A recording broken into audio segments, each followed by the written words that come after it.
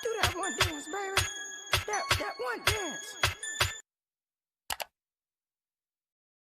Halo everyone, Assalamualaikum warahmatullahi wabarakatuh.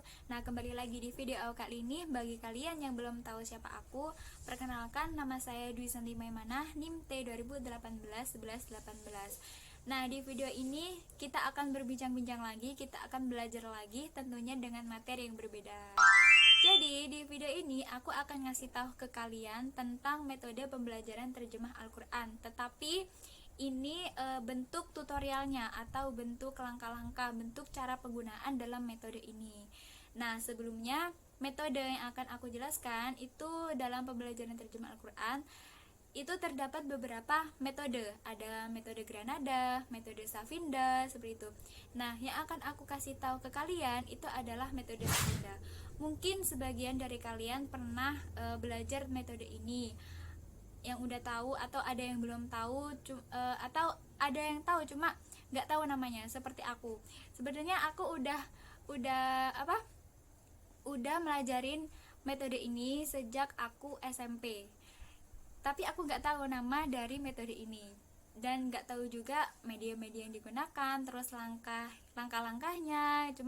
Cuma ngikutin guru ngaji aku. Misalkan guru ngaji aku ngertiin kalau dia berkata itu aku cuma ngikutin aja, seperti itu. Nah, jadi metode Safinda itu berasal dari kota Surabaya, tepatnya di Pondok Pesantren Safindatul Huda yang didirikan oleh Ustadz Khairul Anam pada tahun 2006. Nah, beliau ini memberikan sumbangsih dengan metode Safinda ini supaya masyarakat di sekitarnya itu dapat menerjemahkan Al-Quran dengan baik, dengan praktis juga. Nah, jadi aku kasih tahu ke kalian ini karena sangat bermanfaat sekali bagi kalian yang pemula yang ingin menerjemahkan Al-Quran dengan mudah dan praktis tentunya. Jadi kalian simak aja videonya. Nah, di dalam metode Safinda itu ada beberapa media juga, ada beberapa langkah.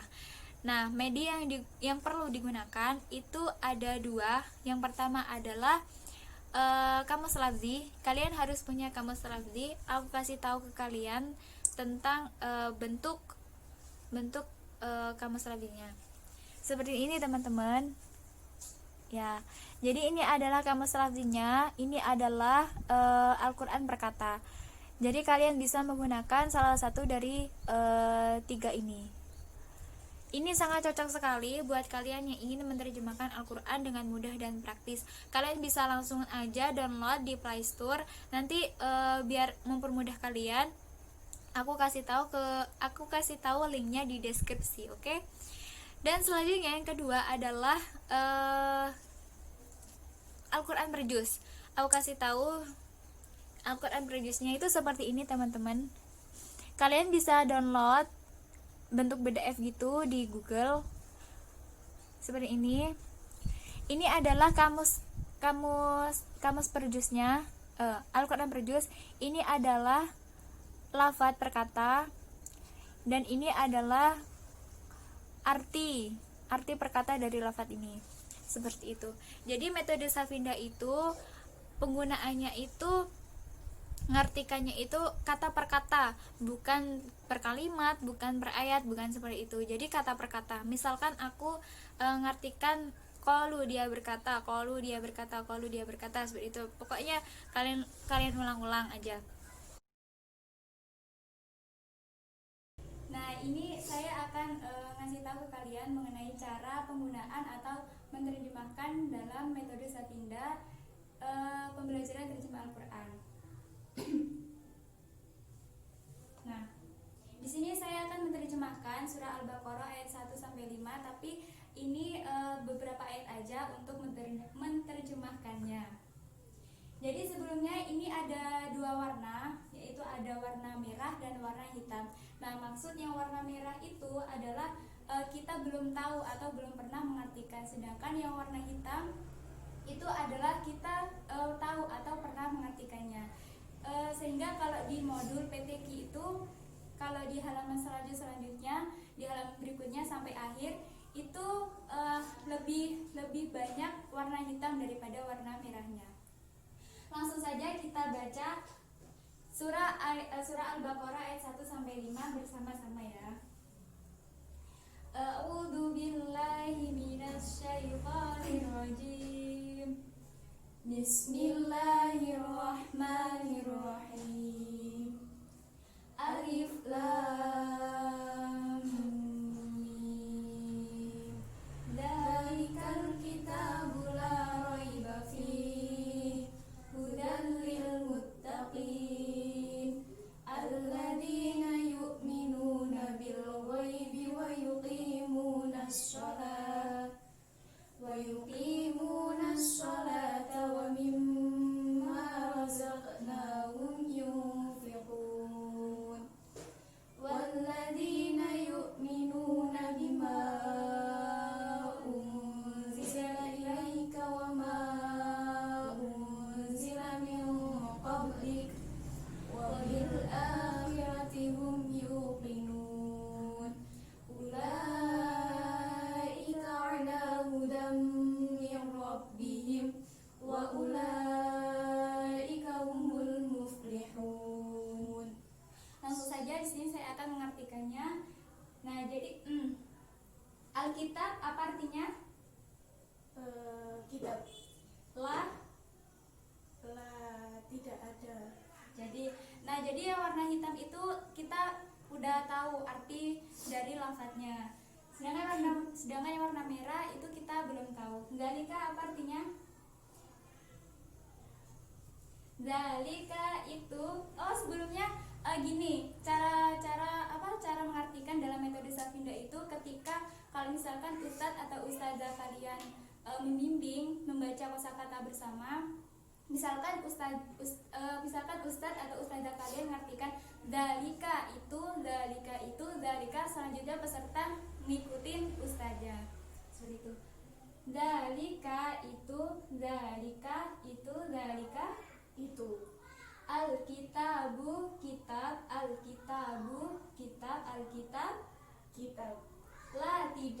la tidak fi raiba keraguan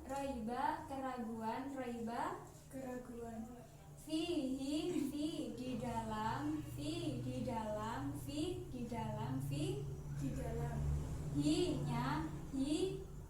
hinya. Ini ada dua kata, ada fi dan hi, sehingga kalau digabung jadi fihi. Fi di dalam hinya.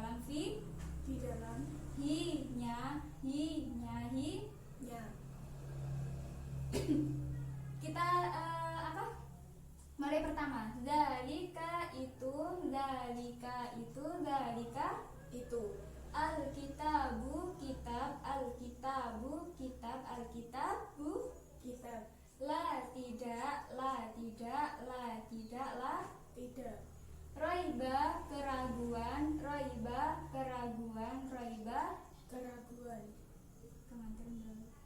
fi di dalam hinya.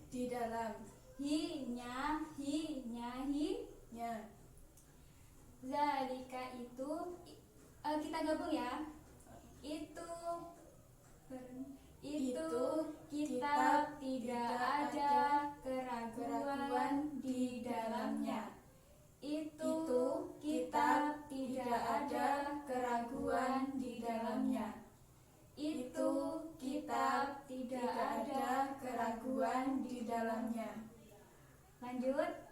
Huda petunjuk. Li bagi Al-muttaqina orang-orang yang bertakwa. Al-muttaqina orang-orang yang bertakwa. Huda petunjuk. Li bagi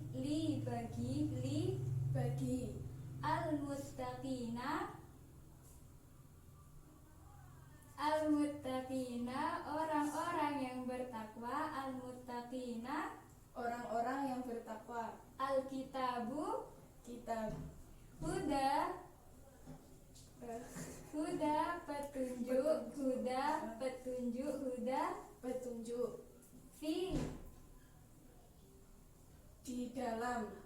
fi di dalam, hi Nya. al-muttaqina, Bagi orang-orang yang bertakwa. lil muttaqina bagi orang-orang yang bertakwa. Lagi, dalika itu, dalika itu, dalika Itu alkitabu, kitab, alkitabu kitab. la tidak, la tidak, la Tidak. roiba keraguan, roiba keraguan, roiba Keraguan. fi di dalam, fi di dalam, fi Di dalam. hi nya, hi nya, hi. Nya. Coba diartikan sendiri. Zalika Itu alkitabu kitab. lati la Tidak ada raiba keraguan fi di dalam. hi. Nya. Kalau digabung, Itu kitab tidak ada keraguan di dalamnya. huda petunjuk, huda Petunjuk li bagi, li bagi, li bagi al-muttaqina orang-orang yang bertakwa. kalau digabung, Petunjuk bagi orang-orang yang bertakwa. Itu kitab tidak ada keraguan di dalamnya. Bagi orang-orang. Petunjuk bagi orang-orang yang bertakwa. nah itu adalah contoh dalam menerjemahkan metode Sapinda. Mungkin cukup sekian dari saya. Apabila ada kesalahan mohon dimaafkan. Wassalamualaikum warahmatullahi wabarakatuh.